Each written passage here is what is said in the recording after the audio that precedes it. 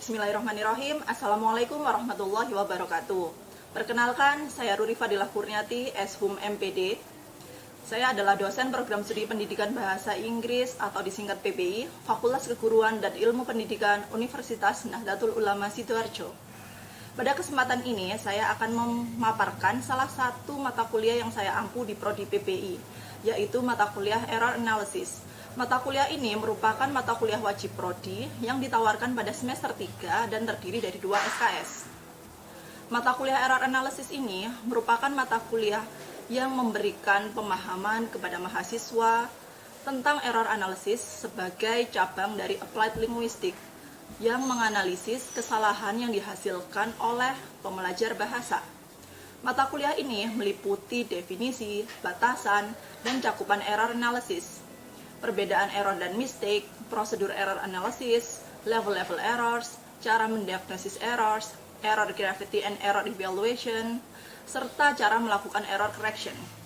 Setelah mengikuti perkuliahan ini, mahasiswa diharapkan memiliki sikap, pengetahuan, dan keterampilan dalam menyusun penelitian error analysis guna mendukung proses pembelajaran bahasa Inggris. Pemaparan mata kuliah ini akan meliputi aspek DIA, yaitu Delivery, Interaction, and Assessment. Pertama, Delivery merupakan proses penyampaian materi pembelajaran agar dapat diterima dengan baik oleh mahasiswa. Materi yang saya sajikan mengacu pada capaian pembelajaran lulusan atau CPL Prodi. CPL yang dibebankan pada mata kuliah ini terdiri dari 4 aspek, yaitu sikap, keterampilan umum, keterampilan khusus, dan pengetahuan. Keempat aspek yang dimaksud adalah sebagai berikut: sikap, keterampilan umum, keterampilan khusus, dan pengetahuan.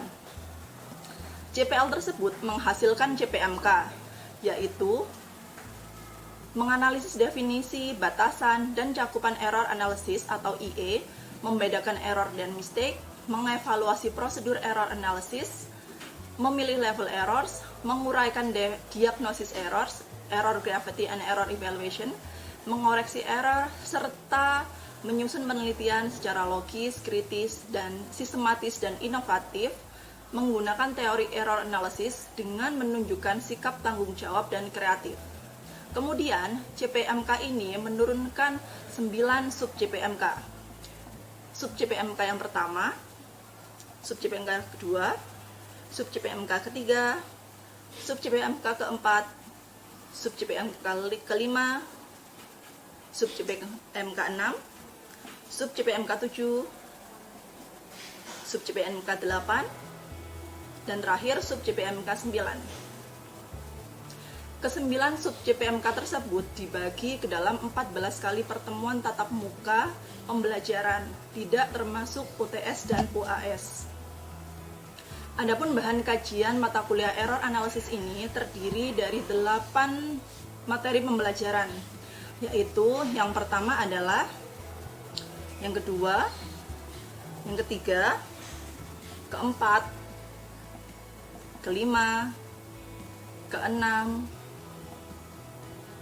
ketujuh, dan terakhir ke-8. Untuk mendukung kegiatan pengajaran di kelas, saya menggunakan beberapa pustaka utama dan berbagai pustaka pendukung seperti artikel-artikel jurnal ilmiah maupun skripsi dan tugas akhir yang mengkaji tentang error analysis. Itulah tadi aspek delivery yang saya sampaikan dalam proses pembelajaran. Selanjutnya, marilah kita beralih ke aspek interaction. Interaction merupakan suatu proses interaksi yang terjalin antara dosen dan mahasiswa guna mencapai capaian pembelajaran. Interaksi yang saya lakukan di kelas berpusat pada mahasiswa atau Student Centered Learning, SCL. Pembelajaran SCL ini diterapkan dengan tujuan agar mahasiswa mempunyai kemampuan untuk mengembangkan kompetensi yang mereka miliki secara mandiri sesuai dengan CPL dan CPMK yang sudah ditetapkan.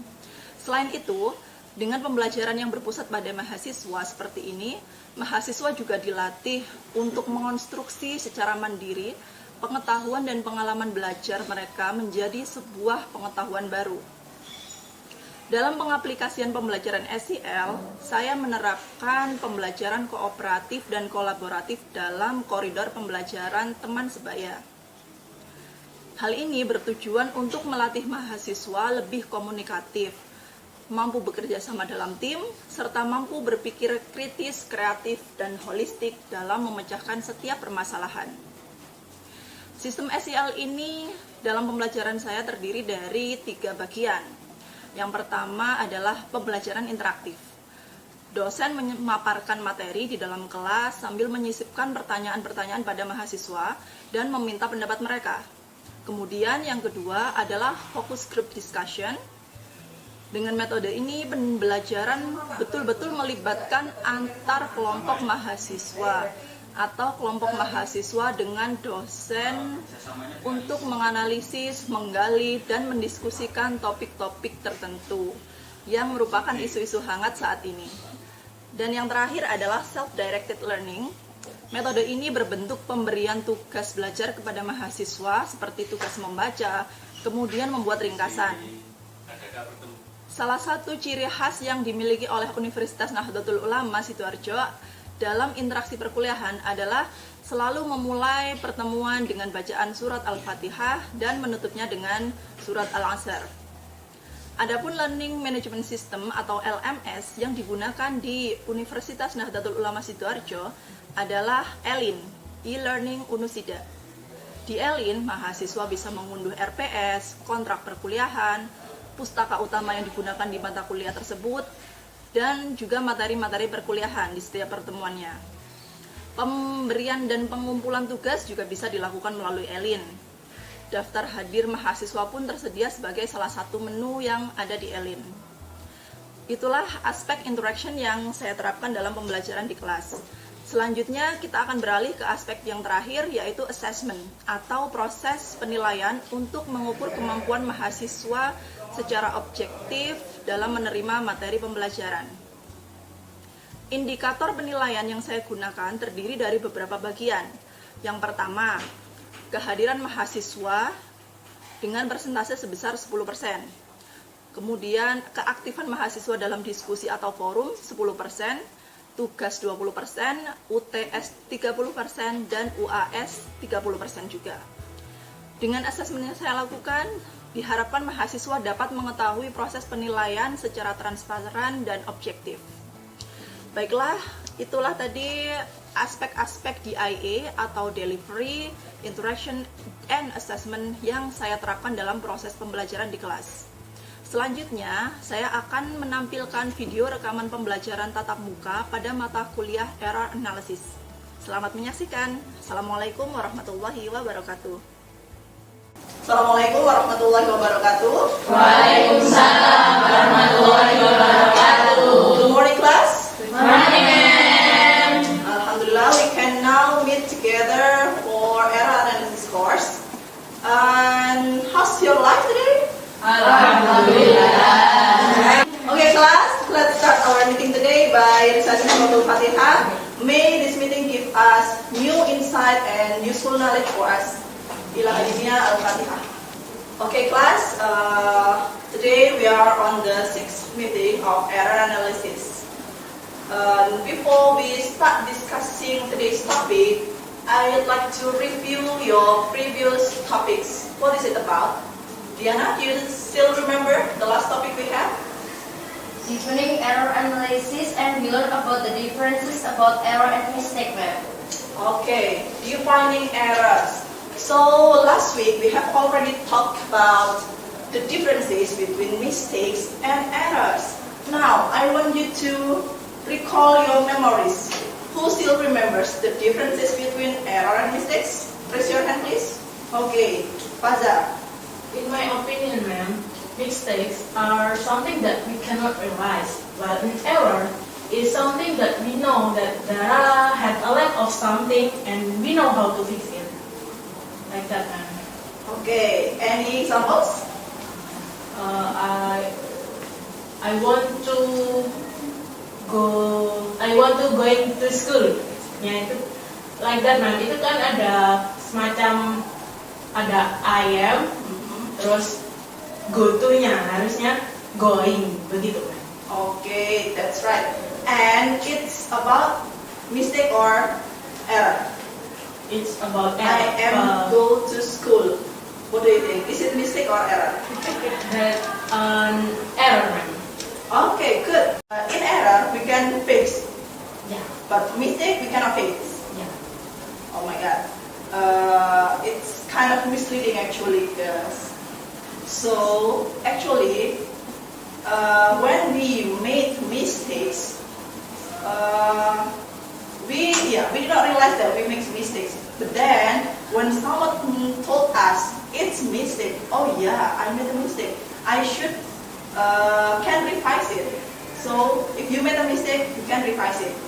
Otherwise, when you make an error, ketika kalian bikin error, ketika kalian udah dikasih tahu ini error, ini salah, you do not know that it's error. You do not know it's wrong. So you cannot fix it. That's the difference between mistakes and error. Do you get the point, guys? Yes. Okay, good. Now, our topic is how to do an error analysis. Are you ready? Yes. Okay, I'll do that. Now, the description of errors. There are some major steps in doing EA. EA is the abbreviation for error analysis. The first one is error detection, locating errors, describing errors, error classification, error taxonomies, counting errors, and profiling and error analysis. Because there are so many steps in doing the EA procedure, so for today's meeting, we will only discuss the first 4 steps. The rest of the steps will be discussed later on next week on the 7th meeting. Okay. Now, for the first one, error detection. What is it? Do you have any opinion about error detection? Error detection. What is it? Detection. Mendeteksi. Yeah. I think we only know there are errors, but we don't know gimana. But only know there are errors. Oh, okay. Okay, thank you for sharing your opinion with us, Sita. Okay, as you can see in the board, error detection. If you detect an error, you become aware of its presence, nothing more. Jadi ketika kalian mendeteksi sebuah error, entah itu misalnya ketika kalian sedang membaca novel, membaca cerita, membaca teks WA dari teman kalian, membaca berita koran, majalah online, offline, apapun teks yang ada di depan kalian ya, baik itu spoken juga, misalnya kalian dengerin pidato, dengerin khutbah, ceramah, kuliah umum, dan sebagainya. Nah, when you detect an error, you become aware of its presence. Ah, ini ada error di sini, harusnya nggak kayak gitu. Cuma aware aja, baru sekedar aware. Nothing more, nggak ada lagi. Baru awareness aja. This is error. Something error happened. Get it?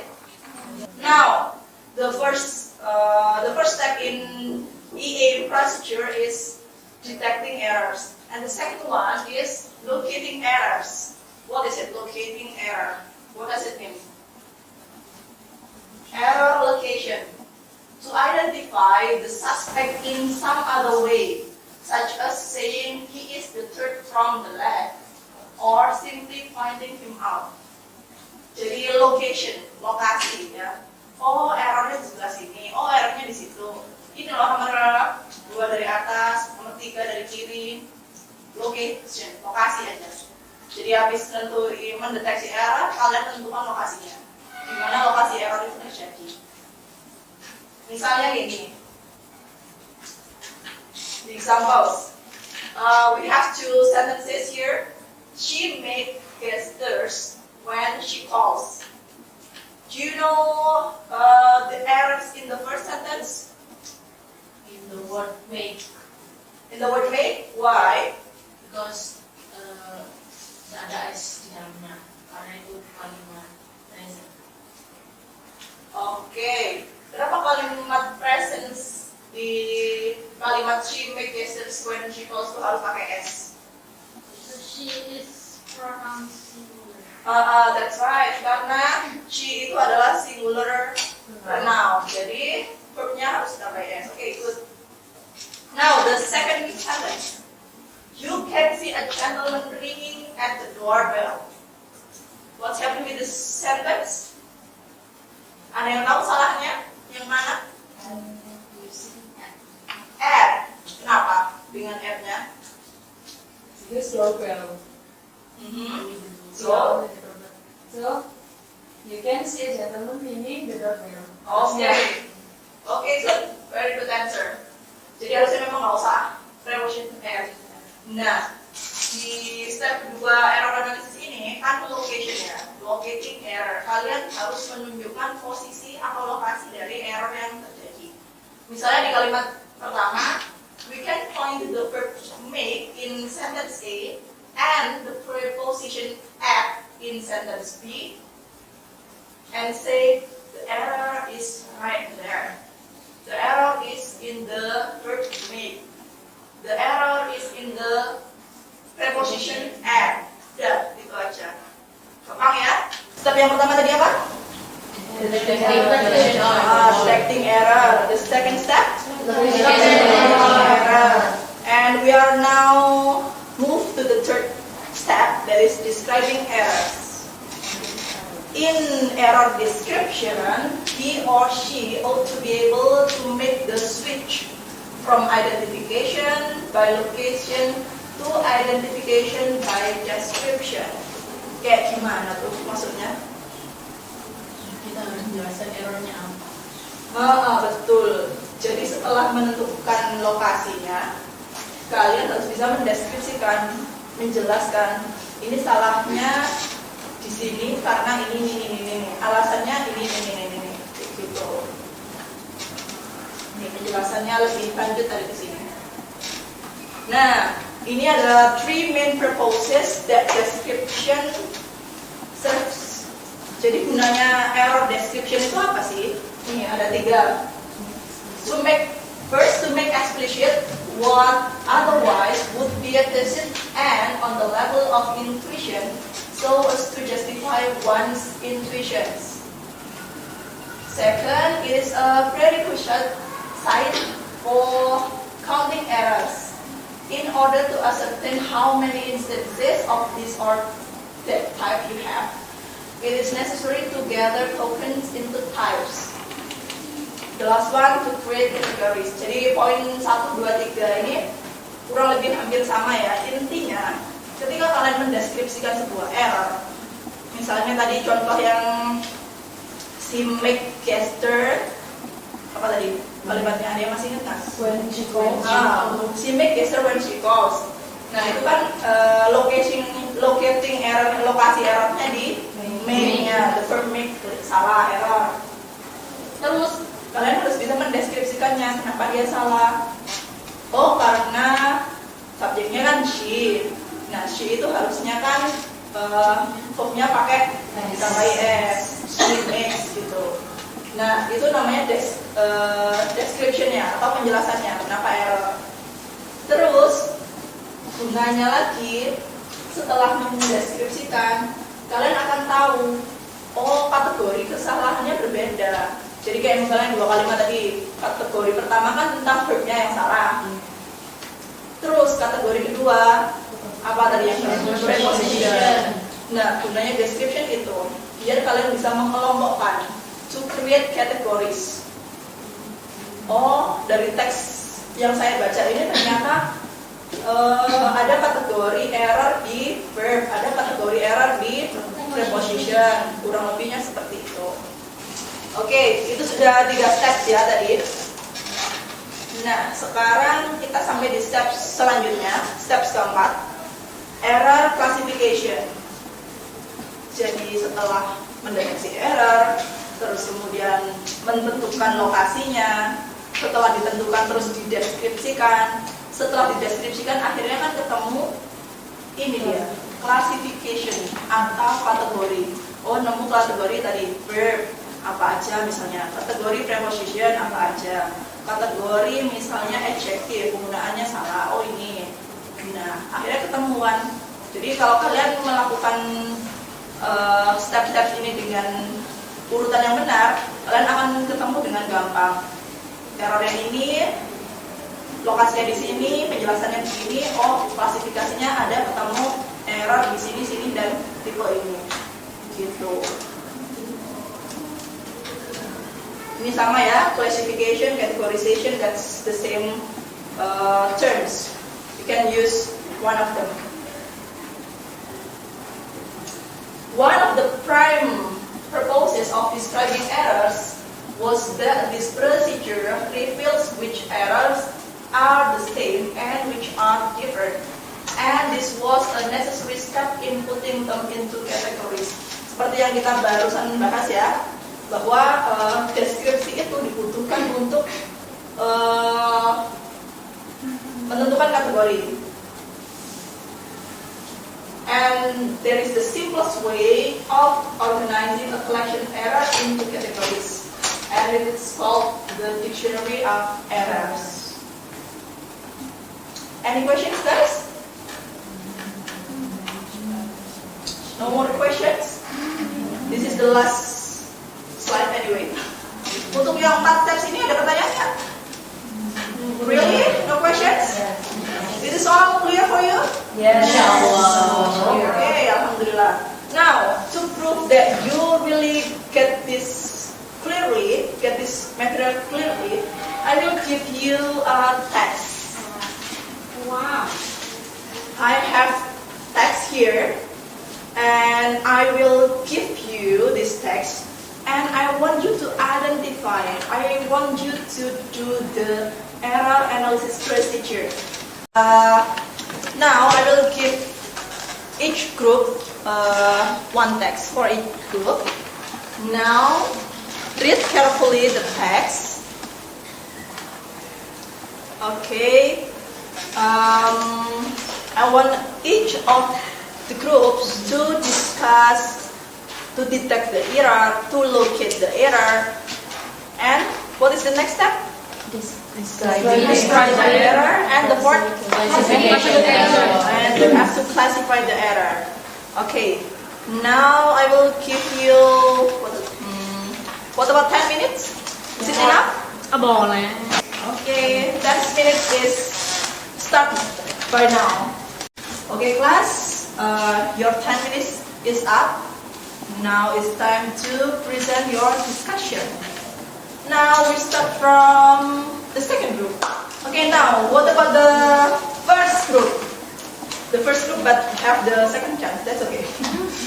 Who's the speaker? Nadia. Okay, stand up please. Okay, here we have detected the error in sentence. And after that, we found 3 errors in this sentence, in this paragraph, in this text.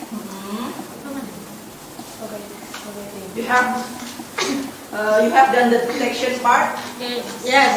Ya, locatingnya coba Okay, we have mana aja yang salah? ni.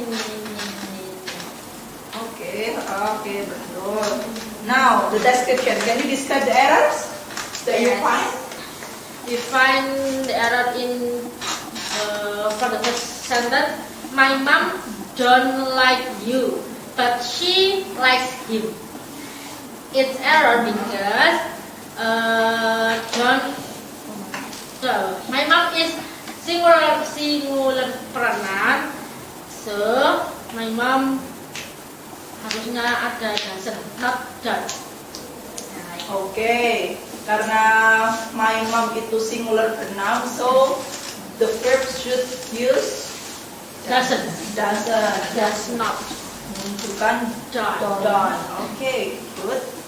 Okay. We have classified. There are 6 error like that. Classified. 6 classification. Yes. What are they? No, just 3. In Okay. verb, you see, itu tadi verb ya berarti. Pronoun, singular pronoun. Kesalahan penggunaan auxiliaries. Yes. Udah, itu kan auxiliaries kan? Have to itu after. No, itu is a model. Yes. Second is model. And Okay, the you're third asking is me for the classification then. yeah. And the third is preposition. The use of preposition. Yes, the use of preposition. Preposition. Oke, error detection, locating udah, description udah, classification udah. Okay. Oke, good. Nah, untuk pengklasifikasian dari kelompok yang sebelah sini sudah oke ya. Jadi pengelompokannya, pengkategoriannya berdasarkan hal-hal yang memang something really the smallest one. Kesalahan penggunaan auxiliaries, kesalahan penggunaan modal, sama what's the last one? Preposition. Jadi nanti please do remember, this is I speak to the whole class ya, untuk mengingat bagi semua seisi kelas maksudnya, bahwa when you classify the errors, please make sure that the classification is in very detailed one, the smallest part of language. Mulainya dari situ agar nanti bisa diklasifikasikan lebih detail lagi. Kesalahan penggunaan verb, kesalahan penggunaan modal, kesalahan penggunaan preposition. Nah, nanti akhirnya bisa disimpulkan apa gitu. Nanti ya, tapi kita masih di step keempat sekarang. Oke, thank you so much Nadia. Okay, now to check your understanding for today's meeting, what the 4 steps, the 4 major steps in doing the A procedure. The first, detecting error, Classification error. classification error. Okay, the first 4 steps. Still the first 4. Masih ada selanjutnya. Okay, I think this is a really nice meeting and really nice discussion with you all. Keep up your spirit. And before we close the meeting, let me record your presence in Elite. I will start calling your name one by one to know your presence. Raise your hand and say present if you are here. Dwi Estiana, Ira Nur Rahmahanu, Present, ma'am. Alif Tanudiana. Present, ma'am. Oke, sudah saya simpan kehadiran kalian di Elin. Thank you so much for attending this class today, and I really enjoyed the discussion session with you. And okay, let's close our meeting today by reciting Suratul Asr.